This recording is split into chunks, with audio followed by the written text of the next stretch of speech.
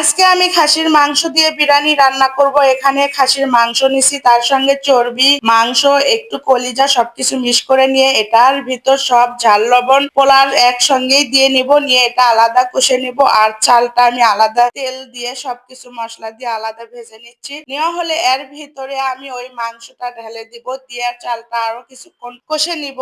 প্রতিবার ঈদেই ঘন ঘন বিরিয়ানি খাওয়া হয়, এইবার কেন জানি অনেক দেরি হয়ে গেছে। আর এই বিরিয়ানিটা রান্না করছিলাম 2-3 দিন আগের ভিডিও। আসলে গ্যালারি ভর্তি অনেক ভিডিওই থাকে, এডিট করার জন্য সময় মতো দিতে পারি না। কবেকার ভিডিও কবে দিয়ে কি যে করি, অনেক ব্যস্ততা থাকি, তারপরও প্রতিদিন ঠিক মতো ভিডিও দেওয়া অনেক কষ্ট হয়ে যায়। তারপরেও অনেকেই আছে আপনার ভিডিও দেখবে, সবই করবে, কিন্তু একটা লাইক কমেন্ট কিংবা শেয়ার তো দূরের কথাই থাকলো, একটা লাইক পর্যন্ত দেয় না। কিছু নিজের পরিচিত মানুষেরাই বেশি হিংসিত হয়, তাদের লাইক কমেন্টে মনে করে আমি বড় সেলিব্রিটি হয়ে যাব। আসলেই তাদের ছাড়াই আল্লাহর রহমতে আমি আস্তে আস্তে উপর দিকেই যাচ্ছি, নিচ দিকে নাই। আল্লাহর রহমতে পরিশ্রম করলে অবশ্যই সফলতা আসবে ইনশাআল্লাহ।